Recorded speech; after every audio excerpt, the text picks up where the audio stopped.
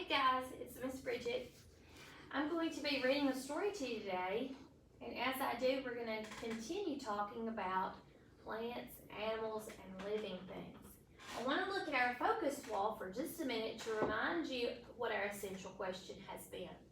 If you remember, our unit has been all about plants and animals in their habitats. And one of the questions that we asked ourselves as we studied about plants and animals in their habitats was our essential question.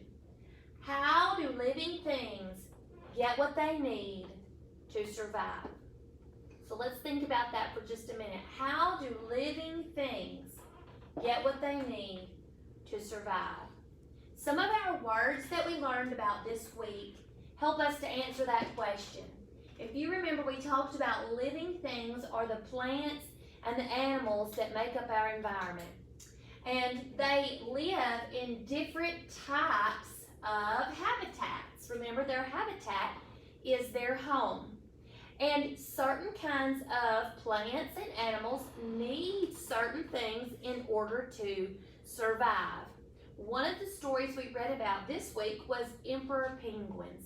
And we talked about how the Arctic was a harsh environment to live in. The story in your book on page 4 and 5 was all about an emperor penguin habitat.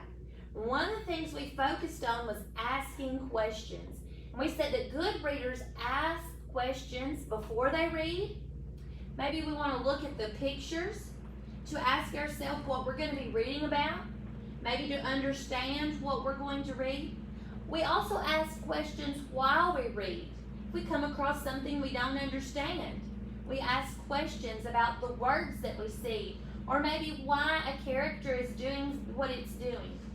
One of the questions we talked about last week was why the mother is gone for so long hunting for food. If you remember, the story mentioned how the fathers hold the egg between their legs for 2 months. And so we talked about why would they have to do that for so long? Well, the mothers are out searching for food. And one of the conclusions we came to was, remember, the Arctic is a harsh habitat. There's ice and snow everywhere. There's not just food everywhere. So those mothers have to go search for it. So it takes a while. Another thing we talked about was asking questions when we're finished reading, after we read. And we said that that's very important to see if we understand what we have read and make sure that we know what the story was about and that we still figured out what all those words were that we weren't sure of. So in this habitat, we said that the living things got what they needed to survive because emperor penguins were able to have the fur or the blubber to keep them warm. Feathers and the blubber, not fire. Feathers and the blubber to keep them warm. They also huddle together. When we looked at this picture, we wondered, why are those penguins huddled so close together? And one of the things we read about was that they huddle together closely to keep warm. As the wind blows in, the fathers take turns of who stands on the outside, so they're not so cold. So those are 2 things that those penguins do to help them survive in their environment. We talked about other animals and how they get what they need in order to survive. And so we're going to continue thinking about that question today as we read about another character.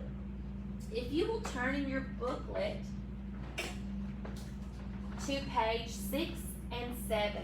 We're going to be looking at the story Postcards from Alex.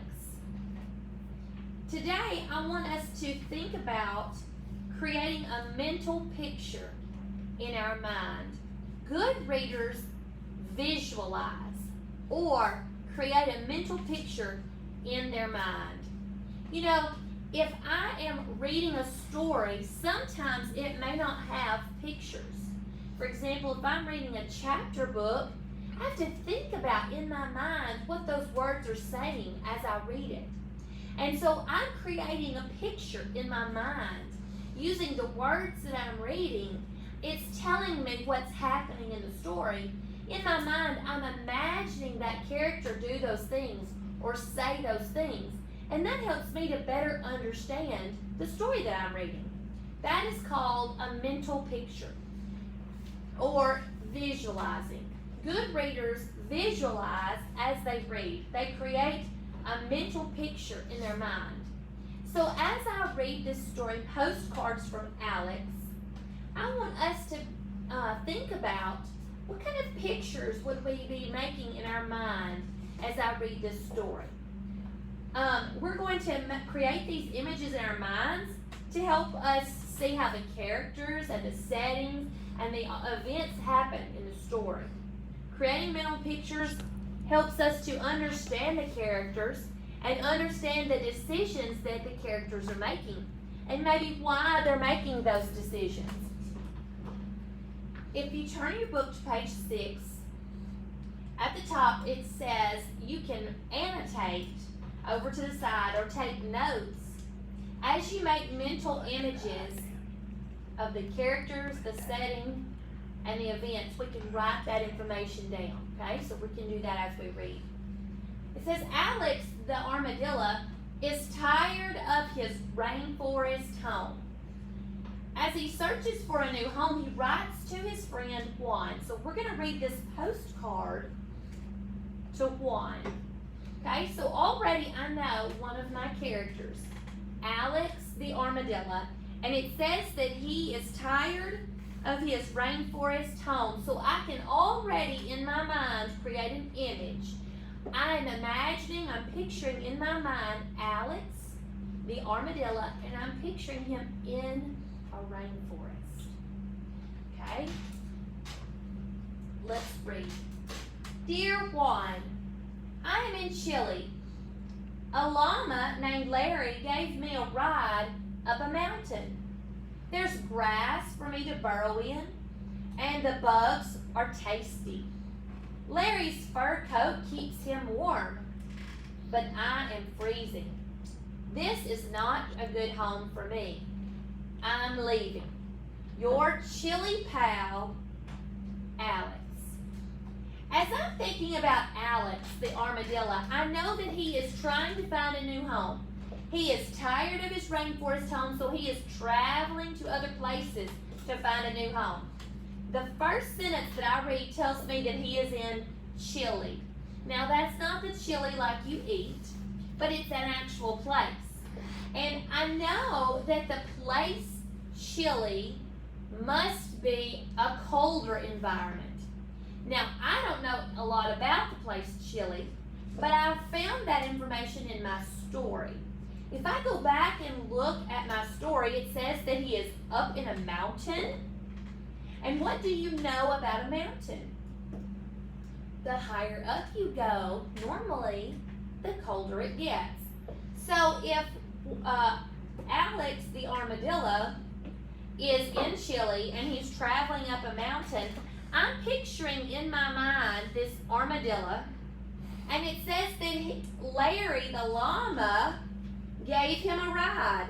So I'm picturing in my mind Larry the armadillo, and I'm picturing him riding on the back of this llama. So based on the story, I know that the llama has to be larger than the armadillo for him to ride on his back. Another clue word that the author gave us is the word fur. It says Larry's fur coat keeps him warm. So as I'm picturing that llama carrying Larry up the, carrying Alex, up the mountain, I'm picturing a furry llama. And it says that Larry's fur keeps him warm, but the armadillo is freezing. So can you picture in your mind what the armadillo would look like if he's freezing? Let's think about that for right now. That's right. I think he would be shivering. I'm picturing in my mind a little armadillo and he's just shaking because he's so cold. It also says that there's plenty of food to eat. There's grass for him to burrow in. There are bugs for him to eat, and they're tasty. But there's a problem with his home. What was the problem that he found? That's right, it was too cold. So it's not a good home for him. Another clue that he gives us of how he is feeling is how he signs the letter at the end. He says, "Your chilly pal, Alex." In this sentence, the word chilly means cold because it's spelled differently than the place chili or than the food chili. Chilly. That's describing how Alex is feeling. Remember, we said that Alex is freezing. So I'm picturing in my mind this armadillo shaking because he is so cold. I want us to look over at my chart for just a minute. And as we create mental images, I want you to think about these things for just a minute. We can imagine in our mind things that happen in the setting, with the characters, and in the plot. And these are things that we can look for as we read, okay? As we imagine the setting, remember the setting is the place or the time that the story takes place. So while I'm creating these pictures in my mind as I read, I'm looking for details that the author gives me of the setting. Maybe the place names. Remember, he said he was in the mountains. So that gave us a clue as to what the characters would be doing. Words that tell where and when. So maybe the author tells us that the story is happening in the future. Maybe the story tells us that it's happening way back in the past. All of those would give us clues of what we could picture in our mind. If it was a story that's happening way in the future, we might picture them wearing really weird looking outfits and riding in flying cars, okay? So those kinds of clues help us to picture in our mind what those characters would be doing in a setting, okay? The words that describe their surroundings, just like that word mountains, it told us what it was like in Chile. So those kinds of clues that we look for help us to create a picture in our mind of the setting. Here's some other clues to look for the characters. Now we know our characters were Alex the armadillo and Larry the llama. So I'm already picturing in my mind an armadillo and a llama. And I don't think that those are two very good characters to be together because, you know, a llama is so big and an armadillo is so small. So I'm already thinking, well, how are these two characters going to work together? I can look for the things that it talks about these characters in the story to create a picture in my mind. I look for physical descriptions. If you remember, our author mentioned that the llama was furry. So that description helps me to picture in my mind what that llama looks like. We might picture what others say about those characters, okay? So if it's telling us, if it's describing the characters in some kind of way, or words that describe how they act or how they talk, all of those things help us to picture in our mind what those characters are like. And the last part is the plot. The plot is the problem of the story, okay? We can picture in our mind the characters' interactions with one another. Remember how we pictured the problem with the armadillo going up the mountain? He needed help. So the llama carried him on his back. I can visualize in my mind that armadillo sitting on that llama's back as they climb up that mountain. Words that explain why things happen. And characters' reactions to events. All of the things that they do, the characters do, and that they say, help us to understand the problem of the story. All of these things help us to create a picture in our mind of what's happening and why it's happening. They can also help us to predict what might happen next. If you know what's happening and you can use your own experiences to know what might happen next, then you can create a picture in your mind of what's going to happen later, okay? Good. So all of these things help us create mental pictures in our mind. So as we think about the parts of the story, the setting, the characters, and the plot, we want to create a picture in our mind. We want to visualize what's happening as we read, and that helps us to better understand the story. The last thing I would like for us to do is to read our last postcard card, we are going to notice the armadillo has traveled to another place. He is writing to his friend Juan again as he's traveling, trying to find another home. Okay? So let's read that one. It's on page 7 in your book. Dear Juan, here I am in the city. A mouse named Miguel showed me his favorite place to eat. He likes garbage, but I've found some fleas and spiders. The problem is there's nowhere for me to sleep because I can't dig a burrow. Even my big claws can't break these sidewalks. Goodbye, city. Your friend, Alex. As I read that story, I was picturing in my mind the armadillo and the mouse, Miguel, in the city. The first sentence told me that he was in the city. And in my mind, I was making a picture of what that armadillo might be doing in the city. It says that they're finding things to eat. Well, what would you find to eat in the city? I can picture those two characters going through the garbage, maybe in an alley between two buildings, and they're shuffling through a dumpster trying to find food to eat. But the armadillo's still not happy, is he? I can also picture in my mind all the cars, the taxis, the traffic, the people, and the noise of the city. I think about that in my mind, and I can picture in my mind that that armadillo's not going to be happy, is he? In the last part, it says that he can't find a place to sleep because he can't find a burrow. Everything's concrete in the city. He can't dig a hole to go to sleep in. So he's leaving the city. As we think about those two characters, we were able to picture in our mind what they were doing, and we were able to think about the things that they did and how they were interacting with one another. And we created pictures in our minds. Remember that when we create pictures in our minds, it helps us to understand different situations. I can also make a connection. When I read about the armadillo in the city, I thought about the time that I went to New York City.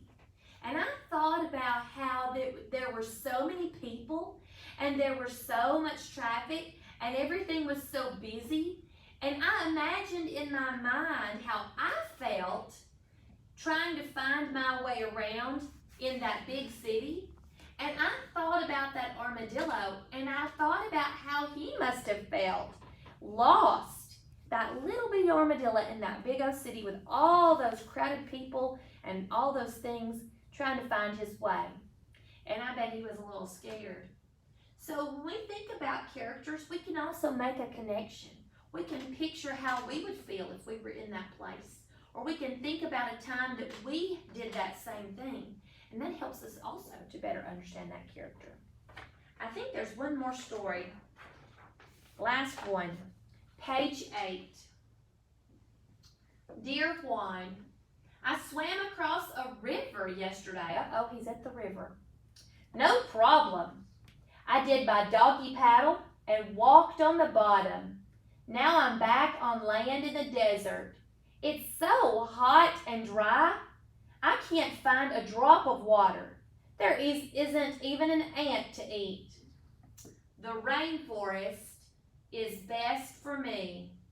I'm coming home. Alex. Sounds like he solved his own problem, didn't he? As I read that story, I could imagine in my mind that armadillo swimming across that river. And then I could imagine him being on the land in the desert. Imagine what it would be like to be in the desert. Hot and sweaty, and I can imagine being so thirsty. And I bet that armadillo just wanted a drink of water so bad, but he couldn't even find a drop. He couldn't even find an ant to eat. So he had to go back home, didn't he? You know, sometimes we wish we were somewhere else, don't we? I think the armadillo learned his lesson that his habitat in the rainforest is what best suited his needs, and that's where he needed to be. So as we think about how living things get what they need to survive, If something leaves its habitat and goes to a different environment to live, it's probably not going to get everything it needs to survive, is it? Just like our armadillo found out. You know, picturing things in our mind, creating mental images, is a good way for a reader to help them understand the story. I hope you were able to make connections with the armadillo, or that you were able to picture in your mind some of the things that happened in the story so that you could understand it better. Good readers make mental images in their minds. This week, as we practice that skill, I hope you are able to understand the story better. I'll see you later. Bye.